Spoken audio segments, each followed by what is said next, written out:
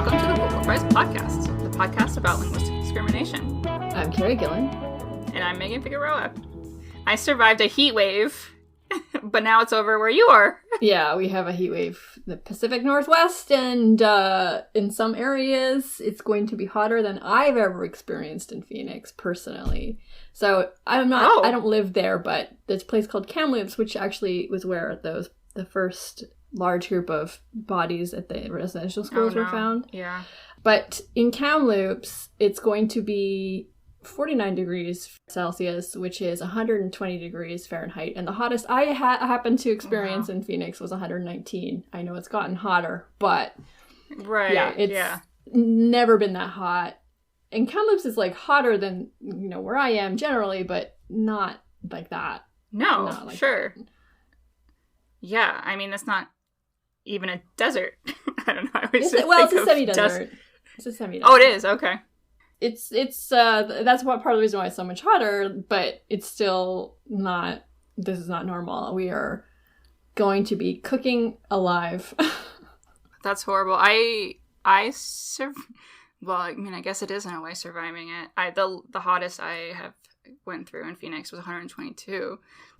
You just kind of stay inside. It's kind of like the equivalent of being there's a blizzard and you're stuck in the house, kind of.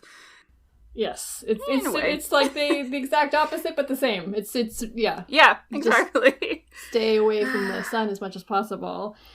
And foolishly, I had bought tickets for the PNE, which is like kind of like a state fair. Oh, for tomorrow, which is going to be.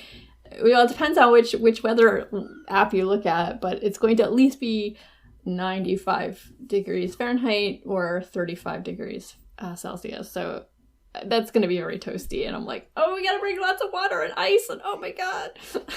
Is it humid too? Is it going to be super humid? Yes, it'll be a lot more humid than Phoenix would be for sure. Okay. I don't know about super humid, but yes, it'll be humid. I start feeling like, I'm like, oh, it's so humid. And I look at the app and it's like 13% or 7%. I'm like, Yeah, so I was actually looking at like an old Facebook post of mine where I said something like, yeah, it's, 20% humidity and I'm dying. And I'm like, yeah, it's just so different there. Like any amount of humidity and suddenly you're just like, ugh. It's true. You think it people are probably hearing this because I've been to New York and we were in, New York and New Orleans during the summer and I know what humidity feels like. But here, if you have anything, you feel it immediately. Like you can feel 7% humidity. That's a thing. Yeah. So yeah, because it's normally so not humid, so that when you have any humidity, it's just you're like, oh, what's going on? And also because it's so much hotter there than most other places, it just you feel it. Like you really feel the humidity. Yeah. But yeah, anyway. Yeah. So, I always, the mundane things we talk about, but when you're in a place like the Sonoran Desert, weather is important. We talk about it all the time. Weather is important everywhere, but like there's something about the fact that there's so little of it, like it's almost always sunny. Mm-hmm. And so when anything is like not that, it's an event. Yes, exactly. A capital E event. Anyway, Joshua Reclaw tweeted us into this to point out something that someone had posted. So it was a book for English language learners, or for people who are going to be teaching English language learners, I think. Okay. Yeah. I'm already scared. Yes. So this is on the page with the headline. The heading says Cultural and Linguistic Diversity in ELL Students. Okay. There are appropriate ways of adapting instruction for students with different SES levels, socioeconomic status. For high SES students, minimize competitiveness, provide less structure, and present more material. For low SES students, be more encouraging, guard against feelings of failure or low self-esteem, and provide more structure. Do not lower learning expectations, but do present less material and emphasize mastery of the material. Oh, no. Yeah. I hope this... I mean, the only thing I could, like, think immediately is I hope this isn't, like, something that was published last year. But still. Well, it was posted a year ago, so it was probably published before that, but, like, not that much more before, I don't think. Right. No, I say that, but I know that they publish and think these things still today. So it's just, like, a useless thought. I'm never seeing anything like that. I mean, I haven't spent a lot of time with these kind of materials, but I didn't know that they targeted SES in these type of materials. People know, if they follow me on Twitter, that I have been tackling this piece on the so-called word gap, and I've been spending a lot of time thinking about how SES becomes, and poverty, so becomes shorthand for basically systemic racism and all of the consequences of systemic racism. So we're putting a lot on a social construction of SES when really it's all of these, other factors that affect why people may be in so-called lower SES. Right, yeah, so like there's all these reasons for this to happen, but poverty does have a real effect on people's ability to learn because they're hungry. Like, of course they have an effect, but like this is not helping that. They're discriminated against. They're treated poorly for one reason or another. Like the way that we treat people in poverty. Yeah. We're assholes. So it's like, yeah, there's a lot of reasons why things might be more difficult, and we are the reasons for it. But yeah, I mean, so be encouraging, but also, what was it? This is what they say. Do not lower learning expectations, but present less material. Okay. Those are like... That's exactly the same thing. You're saying opposite things, right? You're saying... Don't lower expectations, but do lower expectations. Like, Yeah, so you're lowering expectations by giving them less. Right. That's literally lowering expectations. Yeah. So they're trying to say that this could be a self-fulfilling prophecy, and if you think poorly of someone, they're going to perform poorly. We know that happens. But if you give them less material, they're going to perform poorly against someone who was given more and learned more because they had more material. And it may be still pedagogically correct thing to do to give them less material because they're like, I don't know about SES, but like there might be some students that they need it in smaller amounts at a time. Like, I don't know, that could be right. But like the way that they word it is like, what? Like, yeah. No, I know. I mean, they're just thinking about ADHD. There's many reasons within the spectrum of having ADHD that having less at one time would be very beneficial. And that might be even the reason why some people need it, but then we just collapse it into SES. Right. Yeah. It's probably not SES that's probably only one factor that counts, and it's not the sole determining factor. And also, like, I don't know, if people were being fed, if these kids were eating, right, they might be able to absorb more material. So, like, why aren't we tackling that? Yeah. I don't know. Yeah. Free lunch for all type of thing. Free like breakfast. These kind of things where, the Black Panthers knew what was up. Yeah. Yeah, that's why they were so dangerous. Yeah, of course. Yep, exactly. Because they were actually doing what would actually make change. Yeah, no, I shared on Twitter, too, that I read this new piece on, I guess it was on Mashable, that was talking to Black Girl Lost Keys. I don't want to call her, like, an ADHD influencer. I don't know if that's what she called herself. But, we have a moment right now. And she was interviewed for this piece, and this piece is great, just talking about underdiagnosis of especially Black girls. It's just the intersection of, race and all these expectations that we have about race, that Black girls or Black boys are going to, be disruptive and all these things. So we just think they're being disruptive because they're Black, but really they might have ADHD. So this underdiagnosis of this made me just think that what other factors are affecting how children behave and perform in school, and we're just telling them that they're bad. Yeah. Or that they're poor. Right.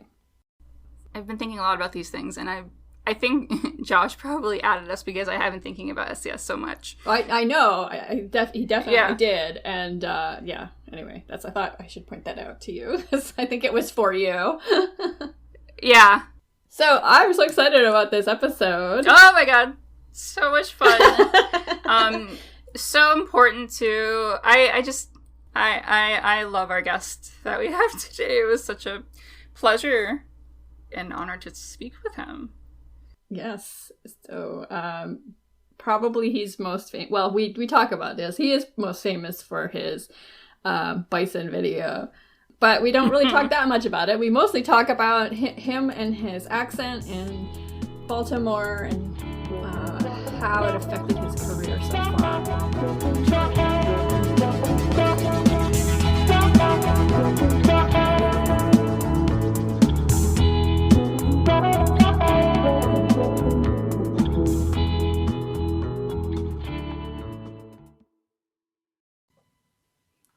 Like this show and want to make your own? Let me tell you about Anchor.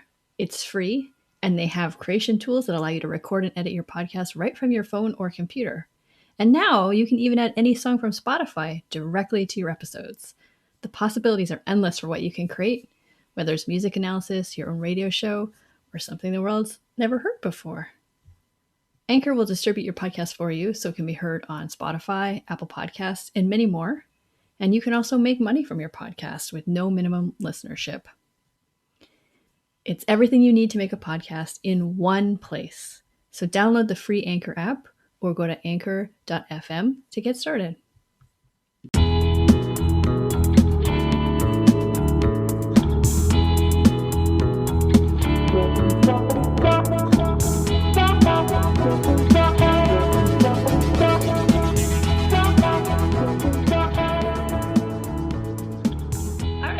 So we're very excited to have our guest today, Dion Broxton, who is a multimedia journalist for iOS News Now. Previously, he was a reporter for KTVM in Montana, where he went viral for his video in Yellowstone National Park of a close call with a bison. We were talking to him today not because of that video, but because of his discussion with The Guardian, and actually also Code Switch, but a few years ago, about having to change his Baltimore accent in order to break into TV news. So welcome. You're welcome. Of course. We're so excited to chat with you today. All right, so before we get into the meat of the matter, the media and accents and all that, why did you want to become a television journalist? I've always liked sports. I remember being in the early 90s, late 90s. My mom would always watch football and basketball. I was never really that good at sports, but I love sports. So I figured if I can't go to the NBA or NFL, I would cover sports. I would say in middle school, I think I was like a casual fan, but in middle school, all of my friends, they would talk about the Ravens game. The Baltimore Ravens is a team in Baltimore, the game on Monday. And I was like, I want to talk about the game on Monday. So in sixth grade, I started watching every Ravens game, pretty much every NFL game, because I wanted to be one of the guys. And then when I got to high school, I played football and I ran track. Wasn't that good, but my friends would always joke that I would be on ESPN one day because I had so much sports knowledge. I knew from high school that I was going to be a sports journalist. So when I got to college, I kind of was going through the motions, partying, just having fun. But then when my senior year came, I thought to myself, okay, Dion, you need a job once you graduate college. Time to start taking life seriously. And I had a news reporting course. And my professor, he worked as a reporter for a Boston newspaper. And he was hard on us. Not like he wasn't mean about it, but he ran the class like it was an actual newsroom. I had to cover council meetings, and he helped me develop admiration for just like regular news and not sports news.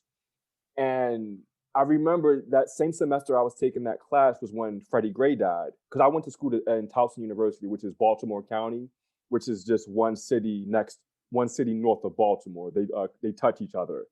So I remember like being in the dining hall eating my food, seeing this senior citizen home around the corner from my house being burnt down because of the riots. So I remember like I want to like witness this. I remember probably like a few days or a week or so later, I went down to City Hall. That's where all the media was. Fox News, CNN, local news, all the Baltimore stations, DC, Philly. It was so many stations. It was like media heaven. I saw Lester Holt. Geraldo Rivera, and I was enamored with what I was seeing because these are people who I see on TV, but like seeing them in person, the lights, the cameras, I was just amazed by it. The one thing that bothered me when I watched the coverage, it was a lot of white people covering, the death of Freddie Gray. I wanted to see there are a few black journalists. I wanted to see more black faces talking about Freddie Gray. But I grew up a few blocks from where Freddie Gray died and where he grew up from. They didn't have that perspective of being sensitive to the matter because you can say, oh, he was a drug dealer. Oh, he had problems with the law. But as someone who grew up in the hood of Baltimore, I know that there are inequities and we all aren't given the same resources. You can always blame someone for doing wrong. But I think a more important question, how did someone get to doing wrong? From that day forward, I became committed. I mean, like my last semester of college, I had 2 unpaid internships, a part-time job. I was a full-time student.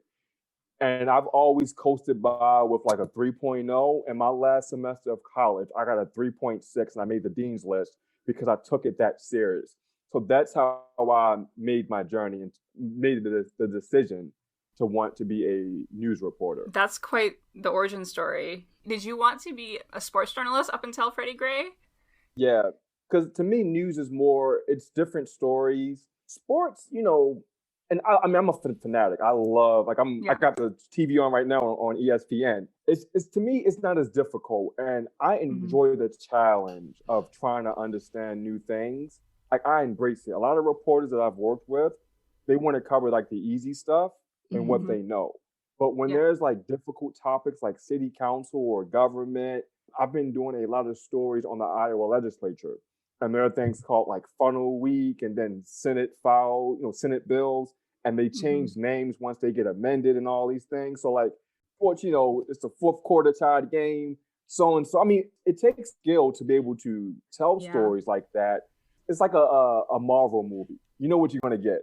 The good guy, the bad guy. The bad guy's gonna try to mess stuff up. The good guy's gonna save the day. And I feel like sports is like that. No offense to anyone cause I love sports. Right. Yeah. But I just like being challenged more than that. Yeah, it's a little like pro wrestling in that you have like face and the heel and all that. But also like the city level and the state level stuff is so underreported, and it is difficult stuff because there's all these like shenanigans going on that we need reporters to tell us what's going on. And it's a lot of jargon. Yeah. And so like I think what makes a good journalist is not being afraid to ask simple questions. You can't pretend like you know it all. Like I would tell a politician, what does this mean? Like this week, there was a bill that was gonna die on Thursday, and most people don't know what that means. I'm not sure if it's only in Iowa or it's all over the country, but it's these things called funnel weeks, which means the bill needs to get to a certain point, needs to pass out of Senate or out of House. If not, the chances of it becoming law are done for this year. And I have politicians explain that to me to make sure I'm telling people at home right. Now, I won't tell people at home, oh, it's funnel week, this and that. I keep it simple. If this bill doesn't make it out of Senate or House by Thursday, it won't become law. It's off the table. I think that's what makes a good journalist is not being afraid to admit that you don't know and please explain this to me. I've seen journalists be afraid to ask questions like that and try to like research it on their own. If you want advice on basketball, you can read a basketball book or you can just ask Michael Jordan. I'm going to ask Michael Jordan. Yeah, you want Michael Jordan's quote. Like, let him tell people, right? Yeah, absolutely. Once you decided, okay, I'm going to go down the news journalist track rather than sports, what types of issues were you hoping to cover? Social justice, police reform, burning fires, violence, things that I've known to see in Baltimore, not the closing of Yellowstone National Park. Right. Fair enough.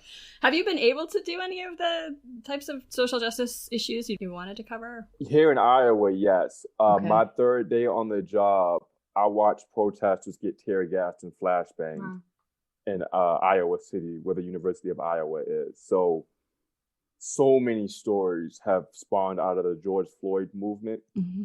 well, I don't want to call it the George Floyd movement, but you guys get it. The BLM, Black Lives Matter, all the protests that came after his death. So like police review boards, truth and reconciliation commissions.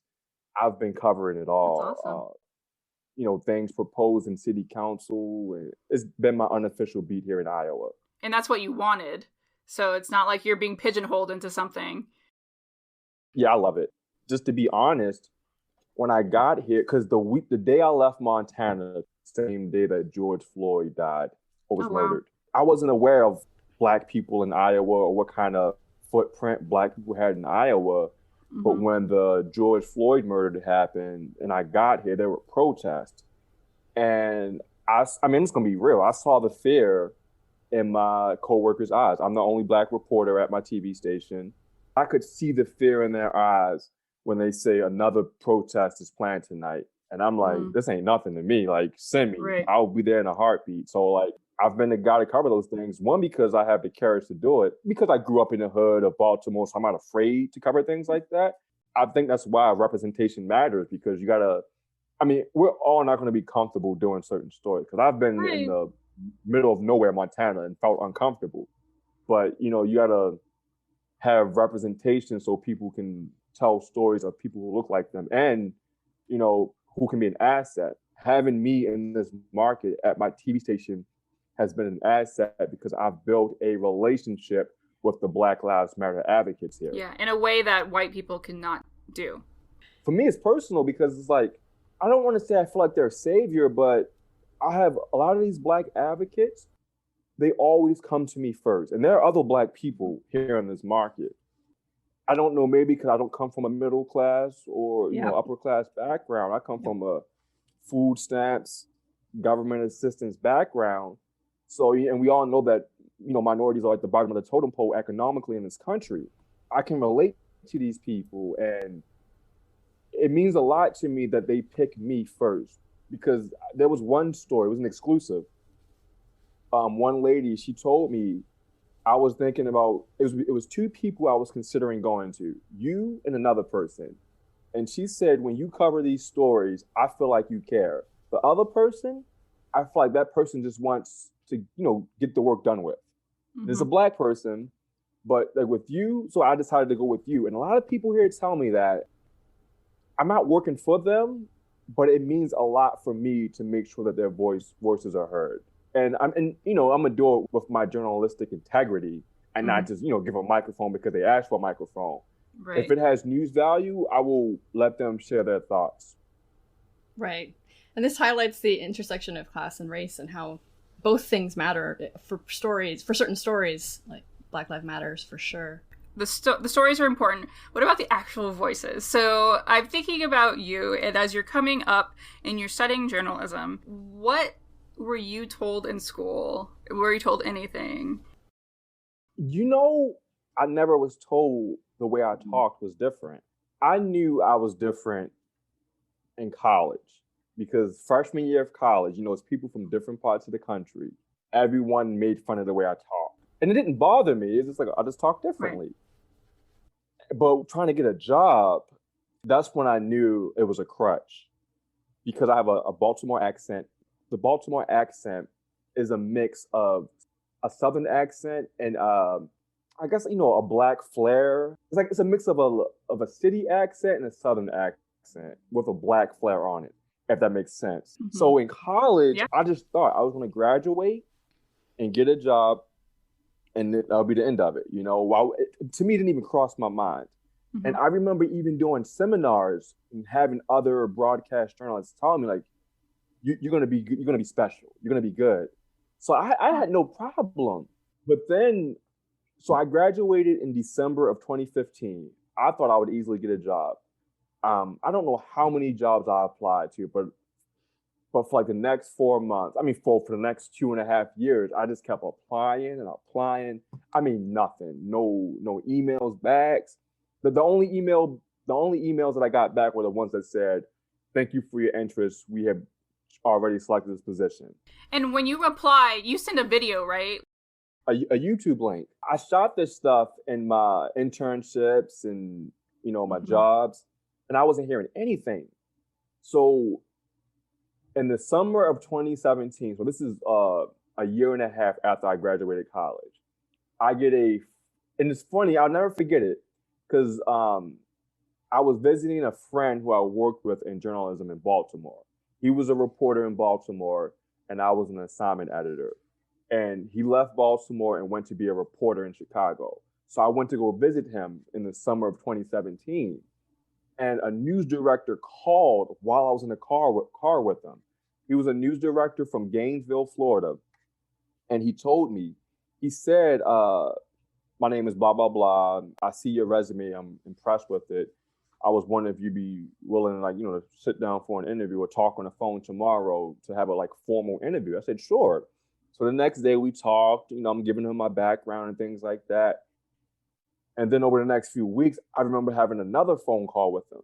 And he said, I really like you. I like your resume. I like your determination. He said, but your accent is really strong, man. He said, if I bring you down here, you have to prove to me that you're going to work on your accent. And to me, I'm not thinking racism or anything like that. I'm just thinking, okay, I need to just, sound standard. And so a few weeks go by. I knew I wasn't going to get the job. I knew it because he called me back a few weeks later. Because normally if a place is interested in you, they will keep talking to you. Mm-hmm. And it went like a few weeks. I knew I didn't get it. So he finally called me and told me yeah, man, we picked someone for the position and I just want to thank you for the time. And I was pissed. I was pissed because I worked, I wanted it. I was pissed. So I reached out but I'm not a person to feel sorry for myself. I'm a find a way to get what I want. So I called a speech pathologist and I told her my story. I said, I've been trying to be a reporter for 2 years now. And someone told me that my accent is too strong. I want to see if I can fix it. And in this process, I did have other journalists say, maybe consider a speech pathologist, but it was just a maybe. It wasn't a definite. So I thought to myself that I could just fix it on my own, that if I just read a piece of paper, I can just, sound, but you don't know what you don't know. Right. And that's what I found out when I had a speech pathologist. The first time that I worked with her, she had me record myself. I think I just wrote a paragraph about myself. And she had me record myself. We did the same thing 3 months later. I said, holy shit, I sound like a whole different person. And she taught me that. And I don't want to call it racism. I think it's a mix between racism and professionalism. For me, yes, I did have a Black accent, but I do believe that I slurred my words a bit because of my accent. And I didn't, hit certain words correctly. But with that speech training, I learned how words should sound. I spent my whole life saying probably. My whole life, I've been saying probably, thinking that was the correct way to say it, when the word is actually probably. Mm-hmm. So I was saying things wrong. And in Baltimore, we say a dog. We don't say dog. We say Doug. The word you, Y-O-U. The normal person will say you. But in Baltimore, we emphasize it. You, too, ooh. We draw it out some. So the speech pathologist helped me recognize some of these things. So when it comes to words like you, to, blue, we really emphasize it in Baltimore. To me, that's racism.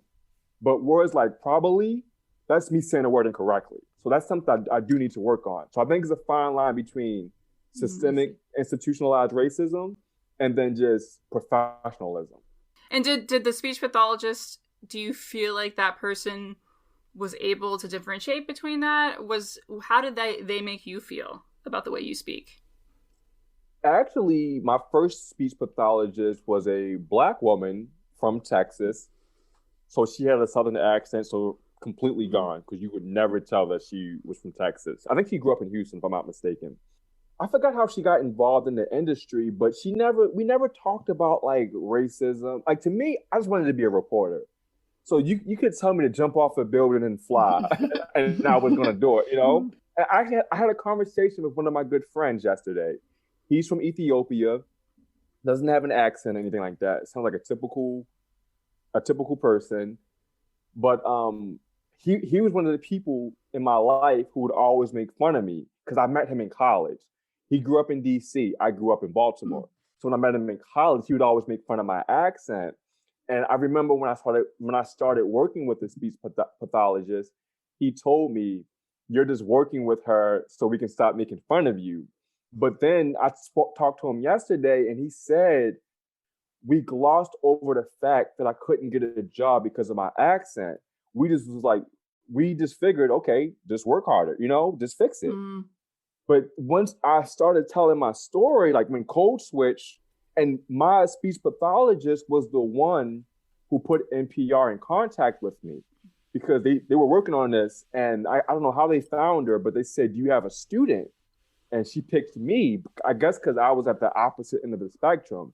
Because I think most people get speech therapy when they have like a stroke or something like that. Because my uncle has had several strokes.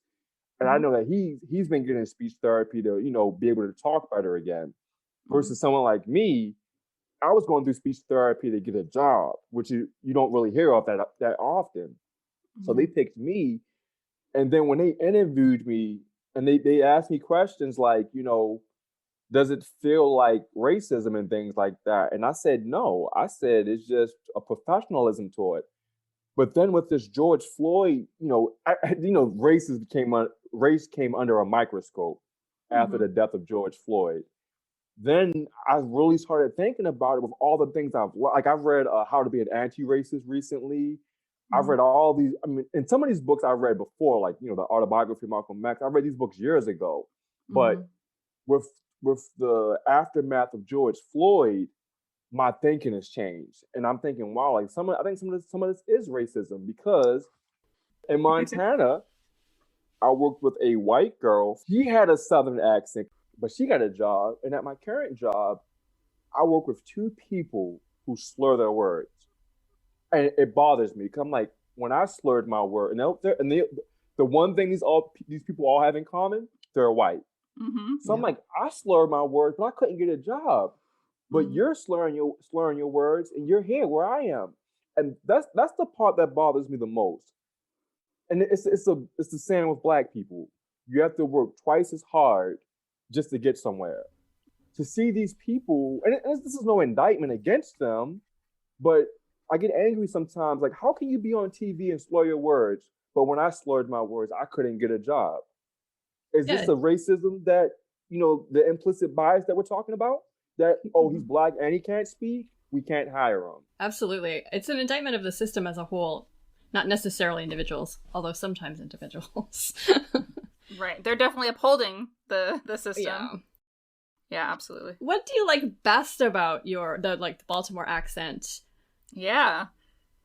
That's a good one. Probably the same. Like, we say shorty a lot. I don't know if you guys saw this, but recently, shorty is a very common thing we say in Baltimore, but we call, like, some people have the name Shorty. Like, I don't know, like Peanut. Peanut is a very common nickname in the Black community. And in Baltimore, Shorty is a very common term and name, like Unc, like we say Unc too, like, which is like short for uncle.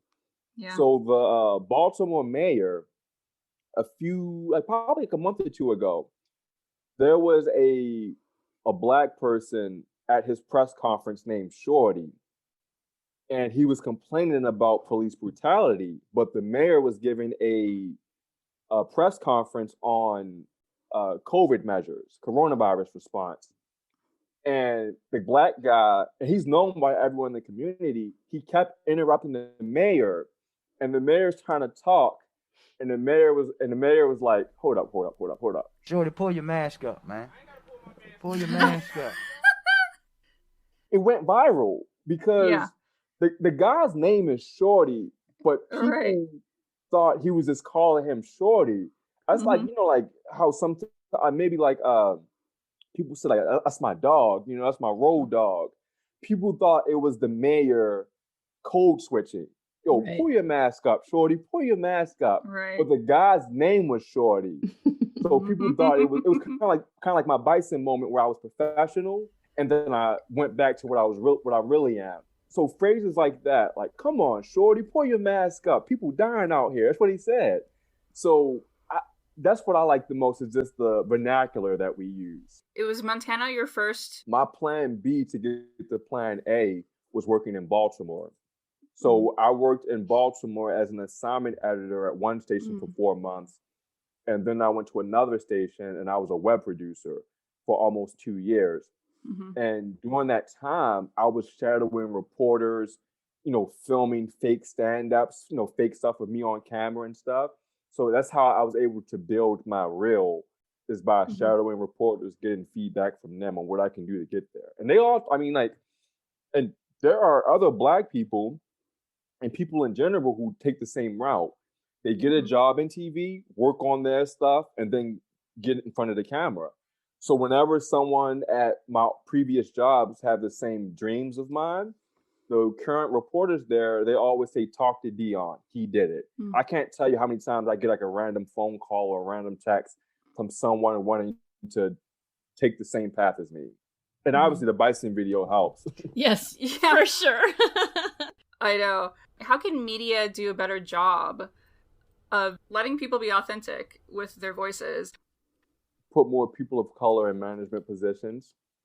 I struggle sometimes with what I say because I am under contract. The station does own my image and likeness. But at the end of the day, truth is more important. And at the stations in Montana and here in Iowa that I worked at, there is such a disconnect. There is a disconnect. For example, Thursday, I did a story about a house was spray painted with the N-word. And I did a story from there Thursday night. I do the story and then I do my live shot in front of the house. And it's viewed as like a bad area. I'm just like, they got grass, they got rabbit. It's not a bad neighborhood. But it's just this sensationalism of thinking just because Black people live in this community, it's a bad neighborhood. And I like roll my eyes. Like, my boss asked me, do you feel comfortable? And this is not a bad neighborhood. Right. Y'all think because Black people live in these communities, it's a bad neighborhood. And it's I get tired of it. And it's what you don't know is what the fear is. What not knowing is the fear. If you take a walk around, you see that white people also live in this neighborhood. People are just minding their business, going for walks, riding their bikes. But it's this fear that is deeply entrenched in your mind. Oh, this can't be a good neighborhood because Black people live there and someone spray painted the N-word on it. It gets on my nerves. Yeah, and then when I was covering the protest, because my other coworkers were afraid to cover it, they said to me, do you feel comfortable?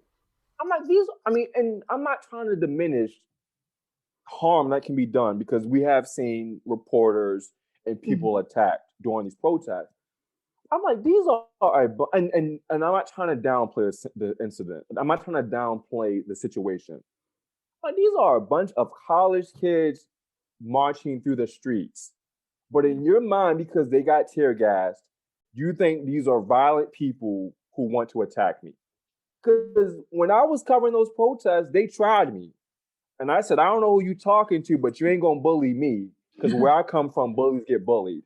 And it's just, if you stand up straight with your back straight and you stand up tall, then they won't mess with you.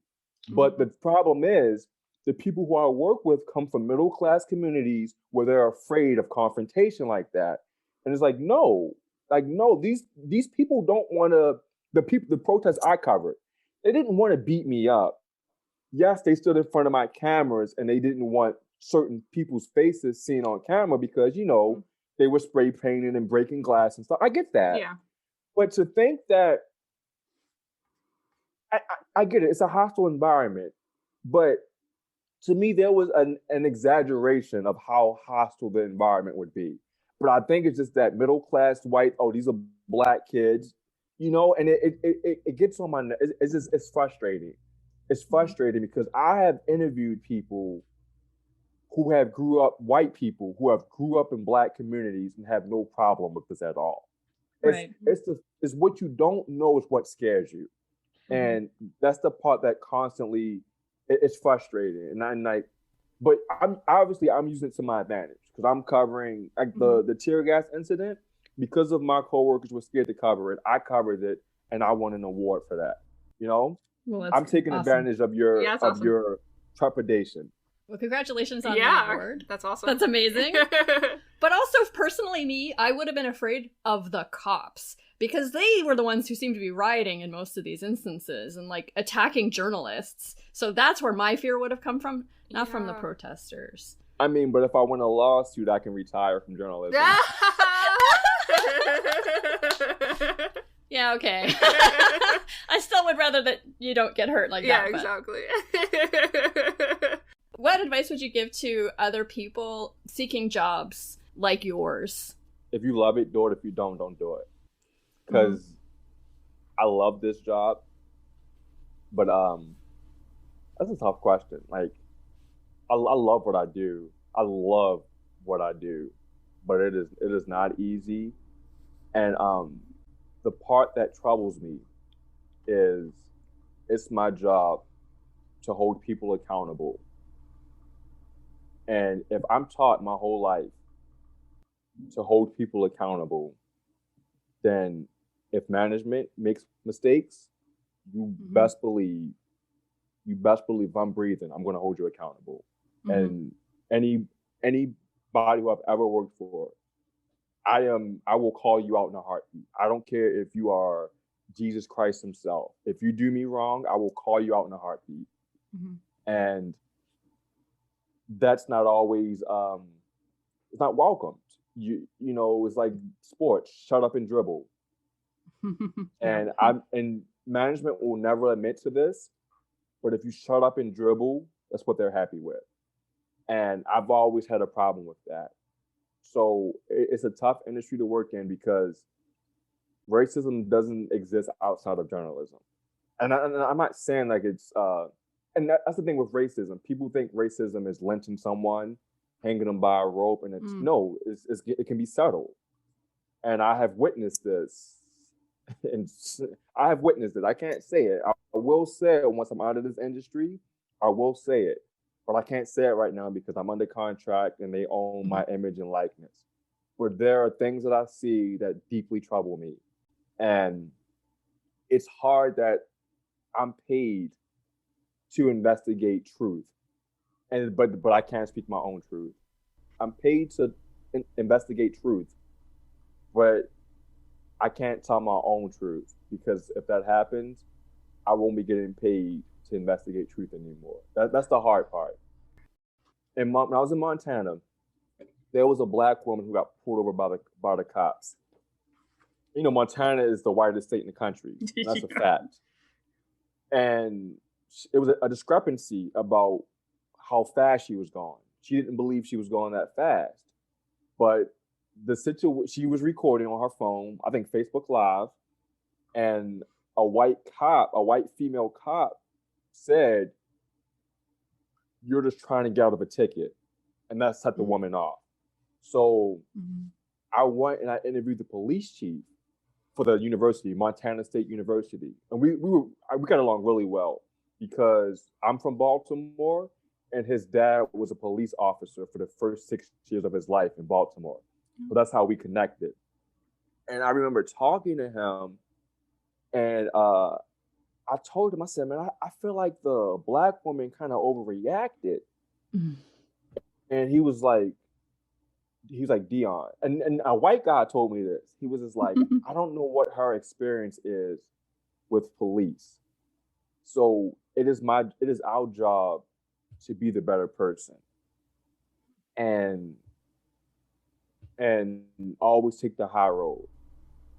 I'm like, damn, like we need more cops like you in the world, you know? Right. And he said, we welcome criticism because how can we be better at our job if we aren't criticized? Oh, Right. wow. That is so refreshing. Yeah, it's really refreshing. But he retired though. He recently retired. Yeah. Right. I'm like, we need more cops like you in the world. Yeah. Yeah, More people in absolutely. power just in general. Right. Wow. So what was it like going viral for this video about the bison? I know this is what my fame is, so I gotta suck it up and tell. So, like I said, I'm not used to animals like bison and elk and stuff. So I remember my first time going to Yellowstone, my mouth dropped. I'm like, what is that? Is that a horse? So like elk, antelope, bison. I mean, I'm from the hood, so this is like not in my wheelhouse at all. But I've covered Yellowstone probably at least 25 to 30 times my 2 years in Montana. So I've pretty much learned to know that they're pretty docile. If you don't mess with them, they won't bother you.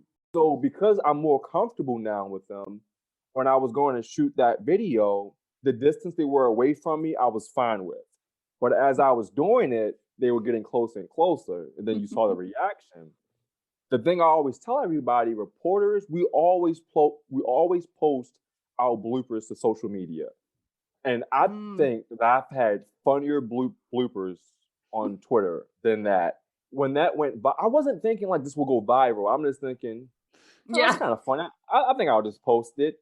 Right. I mean, 5 minutes, 1,000 likes, 10 minutes, 10,000 likes, 30 minutes, 50,000 likes. I'm like, holy crap. I think this video was going viral. And it was an absolute nightmare. My phone did not stop buzzing for like 3 days. I'm not lying. Like, Oh my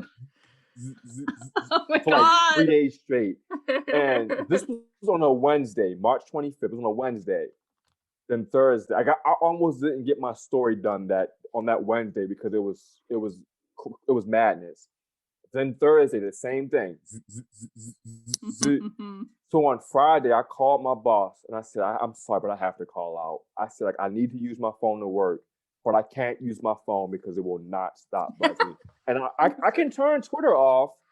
But like Facebook, everything, Facebook, text messages, phone call, it was just, that happened on a Wednesday. I don't think I talked to my mom till like Monday. Like, and now like, I finally was able to like talk to my family like 5 days or 4 days after it happened. And I was just like, have you guys seen social media? And my mom was like, everybody has been calling me. Is that your son? So it was absolute madness. That's but amazing. and I was covering an event, not this past Thursday, but last Thursday, I was covering an event. And one of the reporters in the market, because I had just tweeted that 1 year anniversary tweet, and she said, like, how does it feel to have a tweet have 100,000 likes? And I told her, I said, I'm not being ungrateful, but this will never compare to like last year. Because I said, once you go through something once, it doesn't feel the same the second or third time around. So, because like the tweet that I tweeted almost a week and a half ago, that tweet was, I guess, my second most popular tweet behind the actual bison one. So to me, it was just like, okay, here we go again. And it felt normal to me. Here we go again. Blasé now. I know. Just going viral every couple of days. Don't worry As about one it. It's kind of, and I talked to The Guardian and Inside Edition about this. Yeah. It's kind of bittersweet because I work really hard. And I don't want to be known as the bias. Like, No. Yeah, absolutely. I had come to resent it for a while. Because it's like, I'll never forget one of my coworkers. When they announced that I was going to Iowa, one of my coworkers said in an email, "Oh my God, it's the bison guy."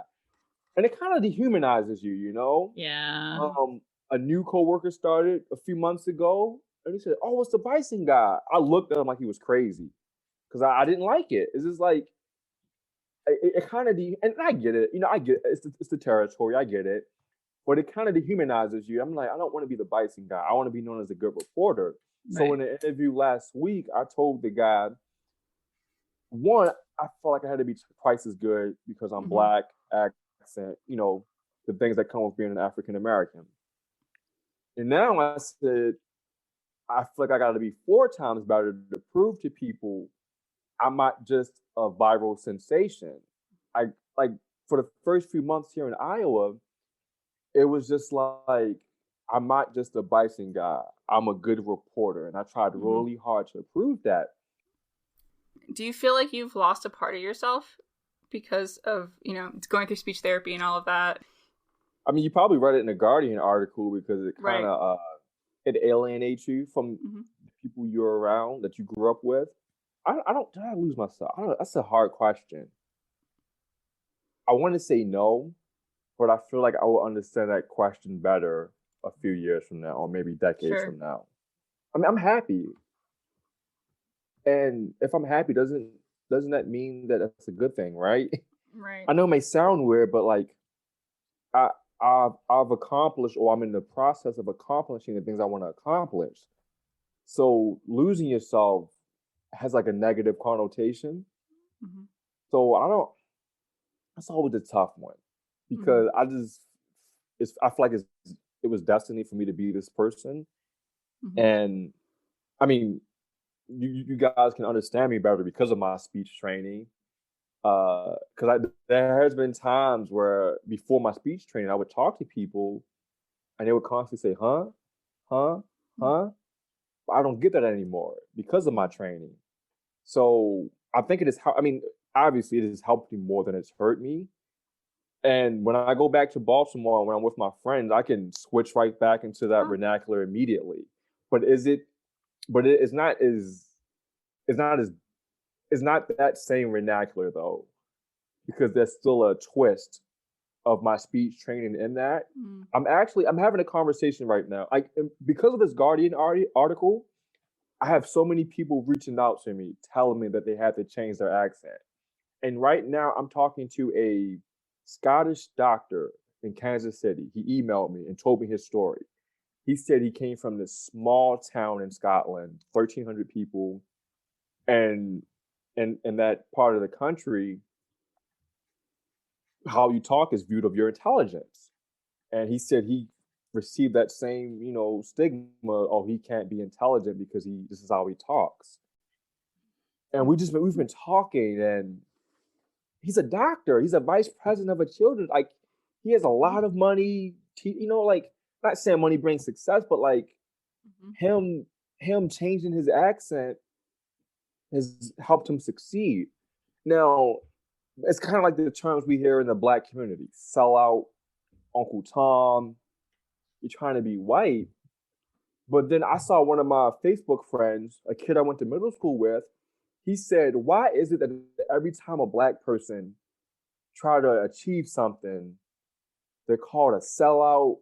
Oh, this, like why can't we just be happy for someone in our community for achieving something?" Now, to me, a sellout is like, I make all this money, I forget about my family, I go live in Beverly Hills, and I only associate with white people. To me, that can be something that constitutes as a sellout. But I'm still going back home to my family. I'm still hanging out with my black friends. I'm still in the community.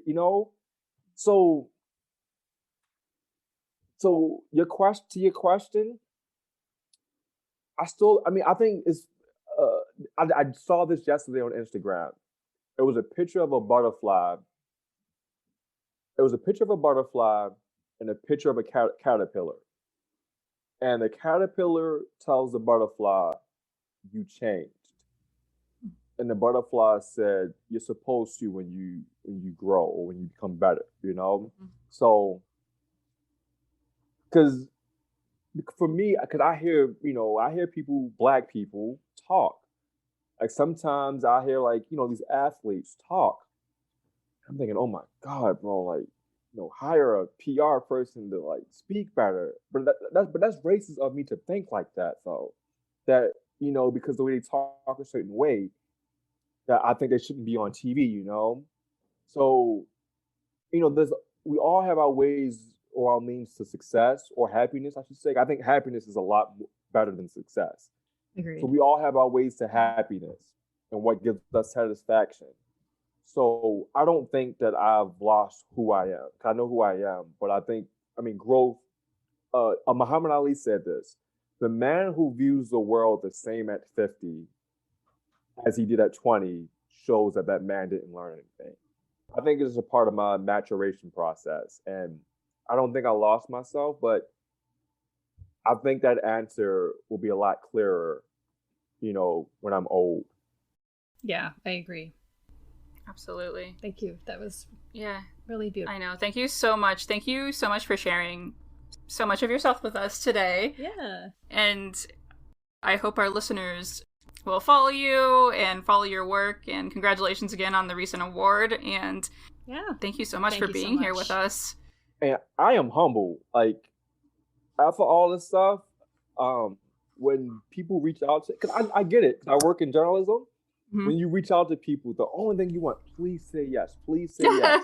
Yeah. And when they say no, it's like, oh, it would have been Yeah. such a great interview. Or if they don't even respond.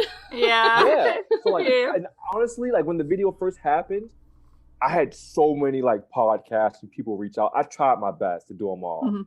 and I knew I missed some because like, It happens. It but I happens. tried. Yeah. It's a pandemic too, so Yeah. Yeah. I try to accommodate everyone. Well, we really appreciate it so much. and we always leave our listeners with one final message. Don't be an Don't be asshole. an asshole. The Vocal Fries podcast is produced by me, Carrie Gillen, for Halftone Audio. Theme music by Nick Granum. You can find us on Tumblr, Twitter, Facebook, and Instagram at Vocal Fries Pod. You can email us at vocalfriespod@gmail.com, and our website is vocalfriespod.com.